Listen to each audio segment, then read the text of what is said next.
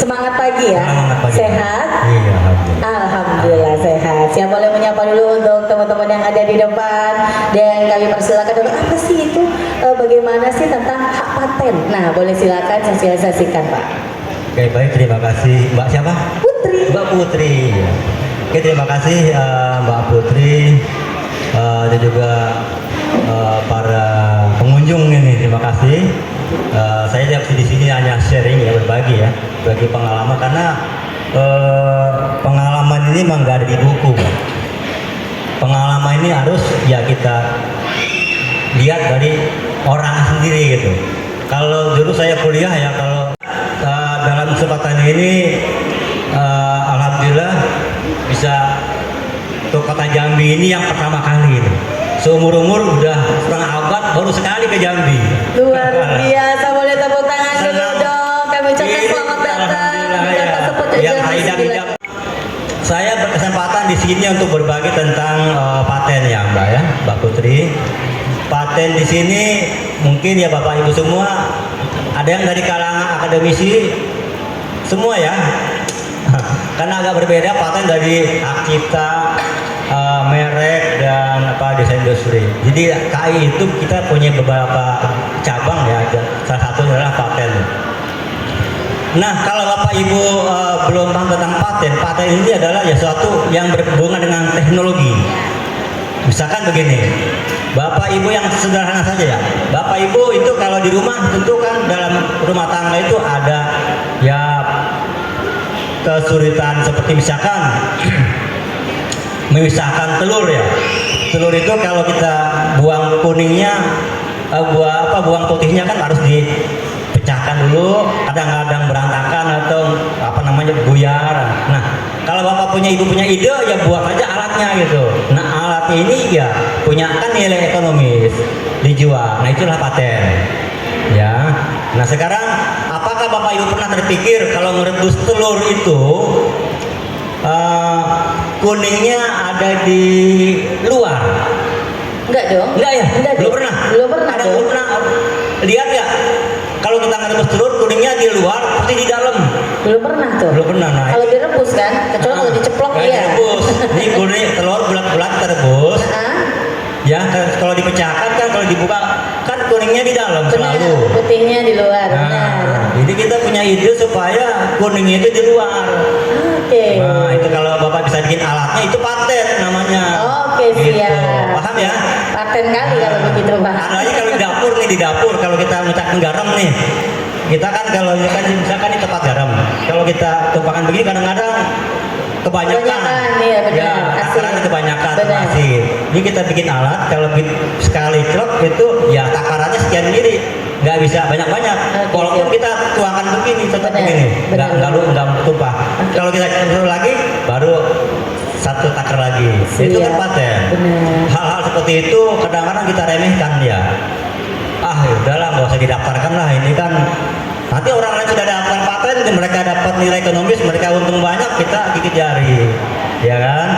Jadi ke Bapak Ibu kalau paten ini yang pertama berhubungan dengan teknologi. Kemudian syarat ada 3 syarat. Pertama ada novel. Novel itu ada kebaruan. Dia punya nilai kebaruan dari paten-paten sebelum. Kayak tadi pemugaram ya. Yang sebelumnya kan dia nggak ada takaran. Benar, jadi ada takaran. Begitu kita celok ke bawah, ya. Kalau nggak kelebihan keasinan. Tapi dengan yang kita punya alat kita buat, botol yang kita buat, begitu kita tuangkan ke bawah sekali, udah sesuai takaran. Benar. Nah itu paten. Benar. Nah itu segera didaftarkan paten. Itu adalah baru dibanding botol sebelumnya.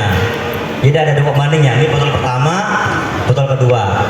Oh jadi kalau hak paten itu harus ada perbandingannya? Ada pembanding. Oke siap. Iya, jadi dalam tulis nanti ada pembandingnya dari paten sebelumnya, nggak bisa ujung-ujung kita tulis. Langsung jadi gitu, nggak bisa gitu ya. Ada pembandingnya. Jadi ada improve dari paten sebelum. Kayak sedotan mungkin pembandingnya untuk sedotan yang lurus kalau dibelokkan kan patah. Benar. Nah jadi ada lagi sekarang pakai kulir sekian kalau dibelokkan gampang. Nah itu paten. siap. Mungkin Bapak nggak pikir bahwa itu atau paten biasa, tapi itu paten itu banyak duitnya itu kalau kita jual. Kalau kita mendaftarkan paten, kita jual ke apa inventor, banyak duit itu, ya. Padahal sepele.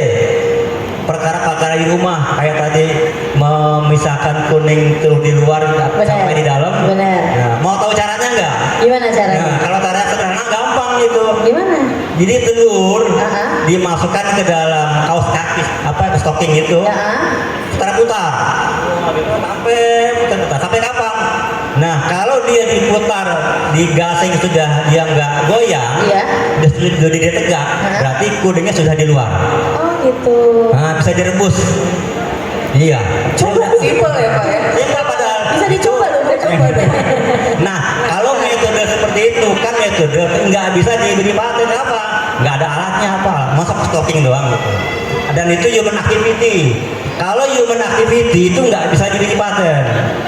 Kayak metode merias wajah Mbak Putri udah cantik nih, Ya. nah nggak bisa dikasih paten, Oh, gitu. nggak bisa dapat paten, gitu ya. Metode tadi, kalau ada alatnya misalkan telur kita masukkan ke dalam satu alat, dia sendiri keluar matang langsung kuningin di luar, itu baru paten, ya. Ya, terus tadi kebaruan ya apa inventive step.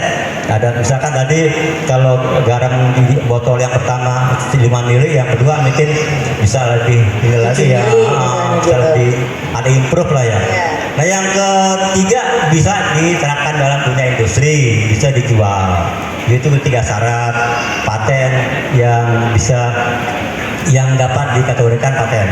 Kemudian, nah paten ini agak beda dengan kayak cipta dan merek lain Bu.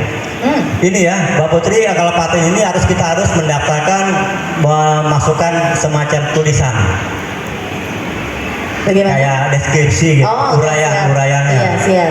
Jadi Bapak Ibu yang biasa menulis skripsi, yang biasa menulis buku, yang biasa menulis ya, buat paten tadi ke dalam uraian lengkap deskripsi. Oh, deskripsinya, Ya, acaranya seperti apa, Ya, betul. terbuat dari apa. Ada aturan mainnya, ya ada prosedurnya kayak misalkan ada judul. Ya, benar. Misalkan judul metode memisahkan kuning telur dan putihnya gitu. Benar. Nah, gitu kan? Benar. Nah, kemudian ada bidang tekniknya. Bidang teknik ini berhubungan dengan makanan.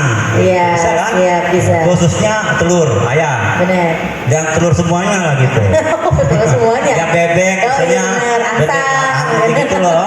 Siap, Jadi, Pak. nah yang kemudian itu bidang teknik. Ada lagi subjudulnya lagi uraya latar belakang invensi. Latar belakang invensinya ini referensinya adalah paten juga. Ya, Mbak Putri ya, dan Ibu semua ya. Latar belakang bisa dicari di Google Paten. Kalau misalnya nggak paham, cari di Google Paten. Di sini ada, buka laptop, klik Google Paten, ketik di situ spread edge gitu misalkan telur, udah keluar nanti itu patennya. Lihat di sana pembanding yang terdekat dari yang invensi yang kita buat.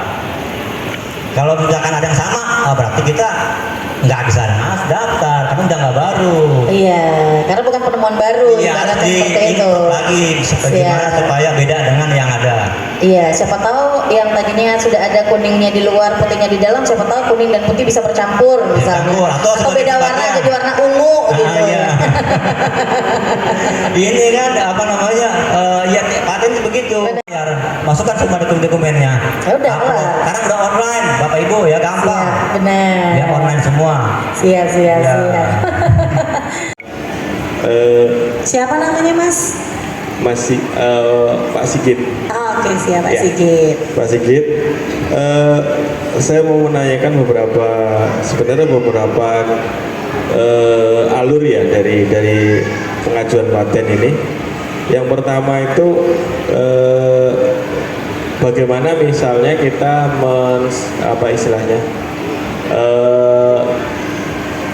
menjawab ketika paten itu oleh statusnya dianggap ditarik kembali, ya apakah kita hanya sekedar mengirim surat bahwa kemarin ada kesalahan administrasi kemudian kita mengajukan untuk diperiksa kembali atau seperti apa.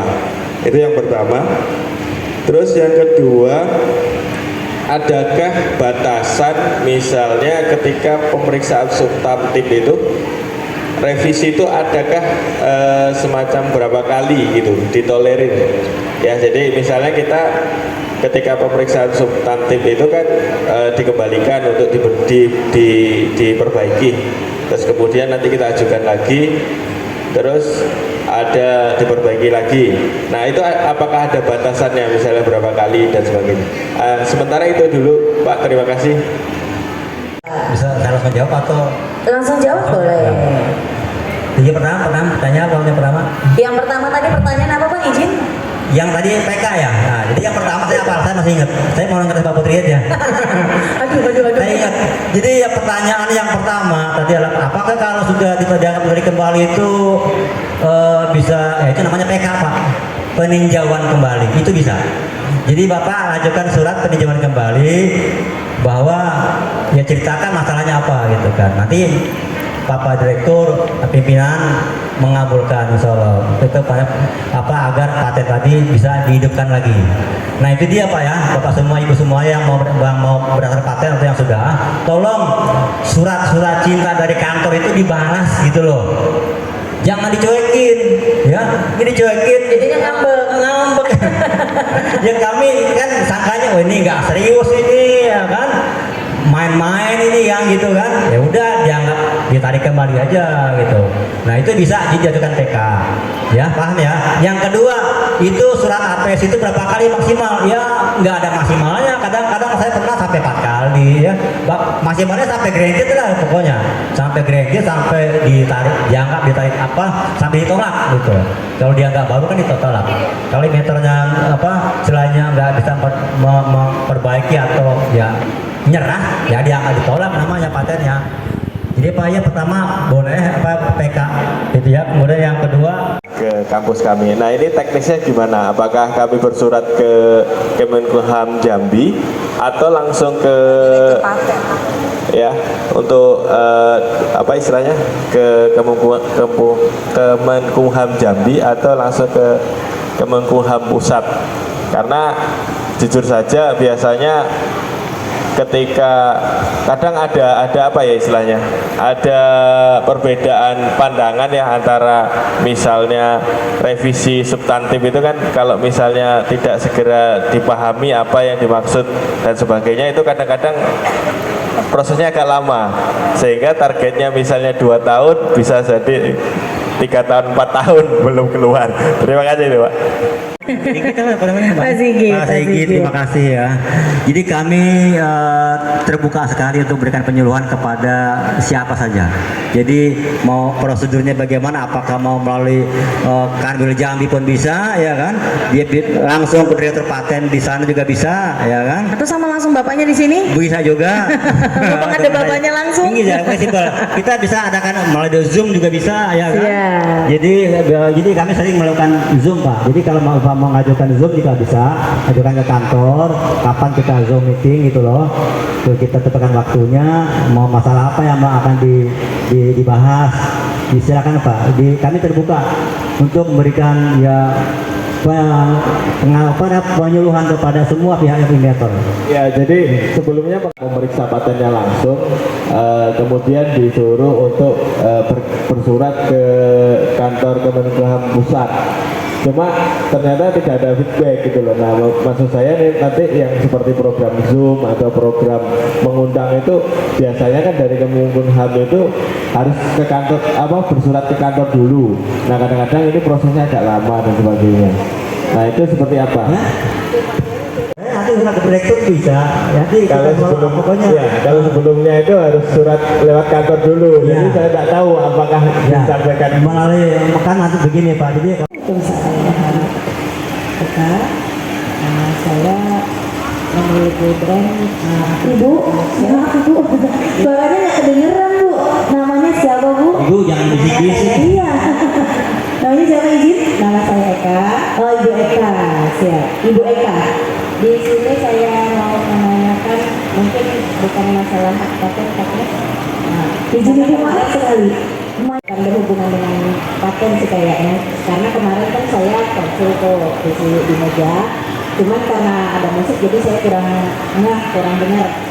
Gini, kemarin itu saya kan menanyakan tentang HKI ya, HKI. Nah, jadi kemarin itu dijelasin sama bapaknya itu perbedaan antara label toko sama merek produk. Merek produk sama label toko. Label toko sama merek produk kebalik. Nah, jadi itu perbedaannya apa itu Pak? Saya kemarin kurang jelas. Bukan, maaf Ibu, nanti mungkin rekan saya yang bisa lebih menjelaskan ya. Siap, Ini atau langsung ke bukan- stand aja. Bukan bidang ke stand aja Bu. Langsung ke stand aja Bu ya. Ini bisa ke stand aja dia yang merek ya. Nah, ini dia merek. Saya rasa Siap. itu. Tapi kalau saya jelasin salah lagi. Benar. Maaf ya Ibu ya, silakan langsung ke stand aja. Baik, selanjutnya ada lagi yang mau bertanya? Tempoyak belum? Siapa? Tempoyak. Kenal tempoyak? Pernah cicip makanan tempoyak? Kan baru pertama kali di Tempoyak Jambi itu katanya. kayak apa? Belum pernah juga. Kayak Ini apa juga belum tempoyak? pernah. Aduh, sayang sekali. Karena tempoyak itu adalah khas makanan dari Jambi. Jambi ya? Jadi durian itu difermentasi, Oh, iya, nanti iya. jadi sayur. Itu enak banget. Sayur durian. Benar, iya. Sama nasi gemuk udah. Sayur kembang durian. Saya tahu kalau sayur kembang durian. Enggak. Sayur Jadi kembang. memang kayak sayuran, jadi kayak kuah Kayak gitu kuah. loh. Pakai ikan patin dulu enak nih. Kalau sambal durian, saya tahu sambal durian. Sambal durian enak. Iya. Enak udah pernah. Itu. Mantap Enak kan? banget, Apalagi mantap. sayurnya lagi enak. Iya. Sama tolong cicipin nasi gemuk. Nasi gemuk itu cuma punya Jambi. Yang lain nggak ada nasi gemuk. Kalau di Malisan ada ilmu pengetahuan. Jadi di sini Bapak Ibu dosen ya biasanya kan membuat tulisan tesis atau jurnal itu dapat dicatatkan di hak cipta. Kemudian bagi Bapak Ibu yang memiliki usaha dalam bidang batik, motif batiknya juga dapat dicatatkan di bidang hak cipta. Lalu adik-adik mungkin remaja saat ini yang suka sekali membuat konten untuk YouTube ya, nah itu juga dapat dicatatkan di hak cipta. Jadi hak cipta ini luas cakupannya, seni, sastra, dan ilmu pengetahuan. Bagi Bapak Ibu guru mungkin yang memiliki alat peraga untuk memudahkan murid yang memahami suatu pelajaran, itu juga dimasukkan dalam kategorinya perlindungan hak cipta. Perlindungannya berapa tahun untuk kategori seperti ini? Untuk kategori tadi motif, seni, dan ilmu pengetahuan itu perlindungannya seumur hidup plus 70 tahun ketika penciptanya wafat. Kemudian untuk yang dalam bidang software atau dalam bidang game saat ini kan banyak sekali ya game melalui aplikasi itu juga perlindungannya itu adalah 50 tahun sejak dipublikasikan. Jadi kenapa pentingnya untuk mencatatkan hak cipta? Yaitu untuk menjaga-jaga jika orang lain itu meniru karya cipta kita. Seperti itu. Sebenarnya hak cipta ini tidak mencatatkan karena otomatis perlindungannya. Namun jika Bapak Ibu produknya ada sengketa dan jika memiliki sertifikat dari DJKI untuk bidang hak cipta, maka sebagai bukti di pengadilan. Jadi itulah pentingnya bagi kita untuk mencatatkan karya cipta kita di DJKI seperti itu. Ya, saat ini kan Pak ada kasus Halo Halo Bandung, ya Halo Halo Bandung yang diciptakan oleh Malaysia seperti itu. Kita bisa nggak meminta mereka untuk menggugat mereka? Bisa. Kenapa? Karena perlindungan hak cipta itu tidak hanya teritorial, berbeda dengan paten, merek, dan industri yang hanya teritorial Indonesia saja. Hak cipta ini dilindungi di seluruh dunia. Bagi negara-negara yang telah mengaksesi konvensi Bern, ada 134 negara, maka perlindungan hak cipta itu dilindungi di negara-negara tersebut. Jadi jika misalnya karya cipta kita dari Halo Halo Bandung, kemudian dijiplak oleh pihak Malaysia, kita bisa menggugat pihak Malaysia seperti itu. Ya, apalagi secara ahli warisnya yang menggugat itu bisa seperti itu. Jadi perlindungan hak cipta itu perlindungannya tidak hanya di Indonesia, tapi juga di negara-negara yang telah mengaksesi konvensi Bern. Berapa jumlah negara yang telah mengaksesi? 134 negara. Ya, jadi itulah pentingnya kita untuk mencatatkan karya cipta kita agar jika nanti diduplikasi tidak hanya di Indonesia, tapi juga luar negeri mempelajari karya kita bisa menjual mereka seperti itu. Jadi itu Mbak Putri pentingnya kita mencatatkan karya cipta kita di DJKI seperti itu Mbak. Siap, terima kasih Ibu. Boleh kita ajukan Boleh pertanyaan? silakan ada pertanyaan. Oke, siap langsung. Perkenalkan nama saya Musin, saya pengrajin dari batik dari Zorik. Oke, yang ingin saya tanyakan yang pertama untuk pendaftaran hak cipta, saya memiliki satu motif batik yang ingin mendapatkan. Untuk biaya pencatatan itu berapa per motif? Terus yang kedua mungkin di luar konteks ini, mungkin untuk pendaftaran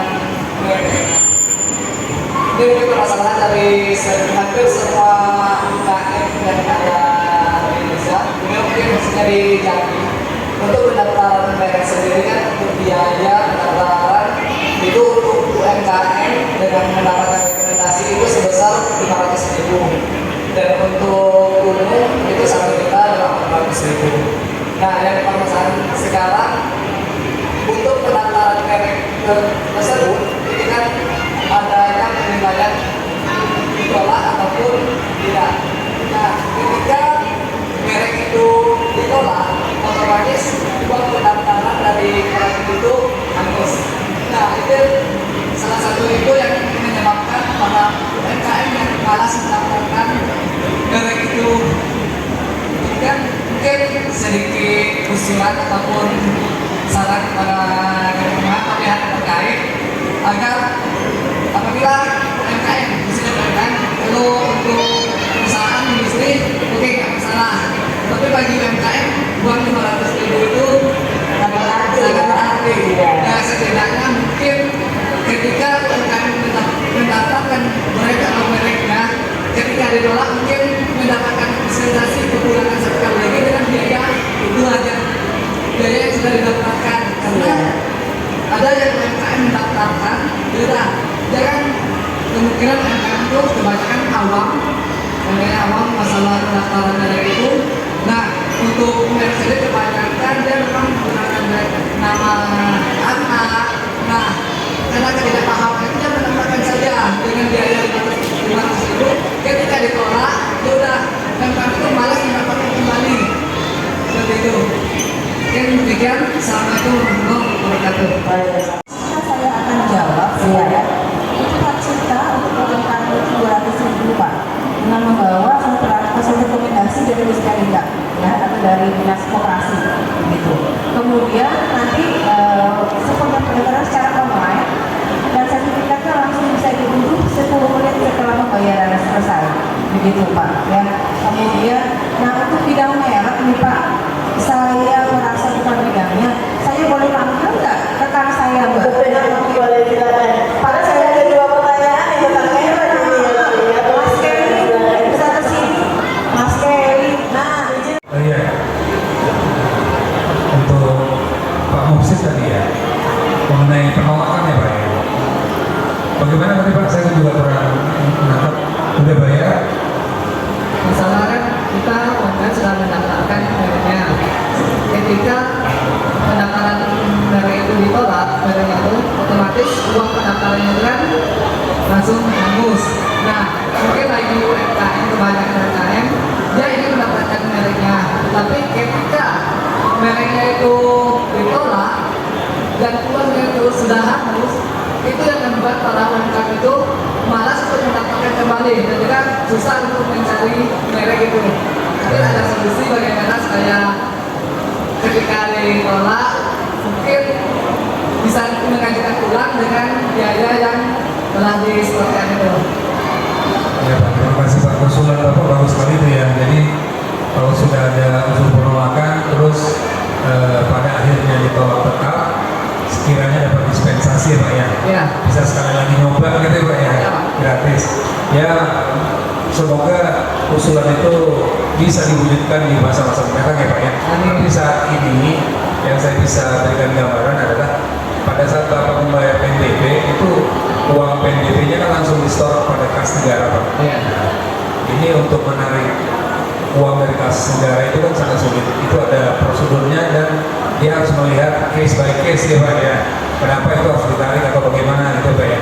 Kemudian jawaban kedua saya mungkin lebih menilai kepada Bapak kan mengajukan permohonan merek, berarti kan mengajukan permohonan atas hak merek Bapak gitu ya Pak ya. Jadi Bapak sedang memperjuangkan hak merek gitu loh. Apabila pada akhirnya keputusan kantor Bapak belum berhak mendapatkan merek, ya mungkin konsekuensinya memang uang PNBP yang Bapak sudah bayarkan itu hangus gitu Pak. Untuk sementara sepertinya itu jawaban yang paling bisa kami sampaikan loh Pak. Oke, terima kasih. Ya, kemudian ada pertanyaan berikut Pak. Di dalam peraturan merek di seluruh dunia termasuk di Indonesia, kategori merek itu kan dibagi ke dalam 45 kelas Bu. Dari kelas 1 sampai kelas 34 itu adalah jenis barang namanya. Jadi produk. Misalkan kelas 25 itu meliputi pakaian, kelas 14 itu meliputi perhiasan. Nah, seperti yang Ibu mohonkan kemarin dari penjabaran penjelasan Ibu, jenis barang Ibu itu terdiri dari lebih dari satu kelas Bu, antara 2 kelas atau 3 kelas kan. Kalau nggak salah kemarin aksesoris ada, terus ada pernak-pernik yang lain Ibu ya. Sebenarnya Ibu bisa aja mengajukan perlindungan terhadap seluruh barang tersebut, tapi konsekuensinya adalah Ibu harus bayar lebih dari satu kelas. Satu kelas kan kalau di cover UKM kan hanya 500.000. Misalkan Ibu mengajukan permohonan pendaftaran perlindungan merek Ibu di dalam 3 kelas, berarti Ibu harus bayar 500 kali 3, 1,5. Nah, saya berikan sebuah solusi lah, jalan keluar untuk Ibu mengajukan di kelas 35. Nah, yang tadi saya jelaskan dari kelas 1 sampai kelas 34 kan jadi sekarang. Dari kelas 35 sampai kelas 45 adalah perlindungan di jasa Bu. Jadi kelas 35 itu adalah kurang lebih lingkupannya jasa perdagangan, jasa toko. Kelas 36 itu jasa properti. Saking itu masuk di kelas jasa 44. Nah, jadi untuk menghemat biaya Ibu, saya berikan solusi. Ibu mengajukan di kelas 35 saja. Jadi perlindungan perdagangan. Jadi perlindungan nama toko Ibu nanti, begitu Bu, kurang lebih. Kira-kira bisa Terima kasih mengerti. penjelasannya Pak ya. Terima kasih Ibu dan juga Bapak. Sudah jelas atau ada lagi? Kalau untuk kelas kerajinan itu masuk dalam kategori apa Pak? Kerajinan itu bisa ada di kelas 20 Bu, bisa ada di kelas 21 ya. Terus juga ada di kelas 18 juga bisa. Tergantung kerajinannya apa dulu gitu Bu. Soalnya dia melihat bahan-bahannya juga Bu. Iya. Terima kasih Pak penjelasannya. Terima kasih Bu, udah puas ya? Udah lega dong? Udah tahu jawabannya apa? Iya. Terima kasih Bapak yang tiba-tiba hadir di sini. Untuk menjelaskan ya langsung ditonton lagi di sini Bapak. Oh, boleh. Oh, jangan dulu tapi nanti ada yang nanya lagi. Ya. Oke, ada lagi yang mau bertanya? Oh siap, silakan Ibu.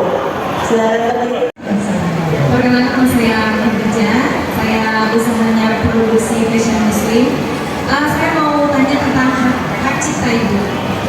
Ya, jadi kita membuat produk sebuah produk celana muslimah yang kita desain sendiri. Sependek pengetahuan saya di pasar baru lihat kita yang buat seperti itu karena itu memang dari inovasi kita sendiri. Gitu. Nah kalau kita mau mengajukan itu masuk ke hak cipta nggak Ibu? Desain ataupun produk kebetulan saya buka pameran juga, bazar juga gitu.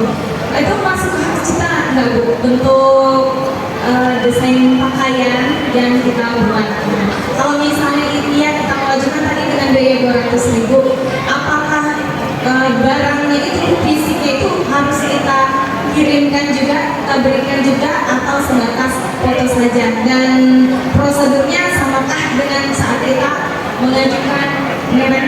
Terima kasih. Assalamualaikum warahmatullahi wabarakatuh. Sebenarnya terkait tidak hanya paten, merek, atau citra, tapi ada juga namanya desain industri.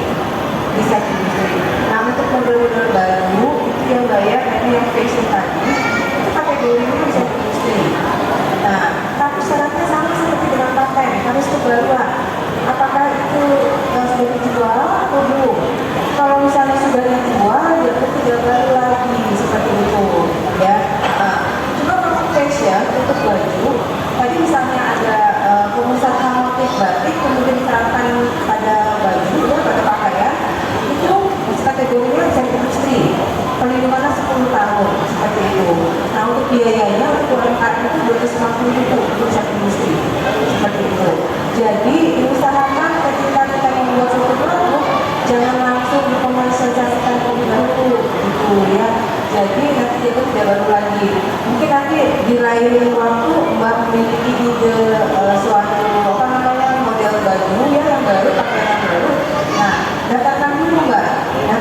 dulu, kemudian nanti baru diawasi kita jual seperti itu. Keren. Oh gitu.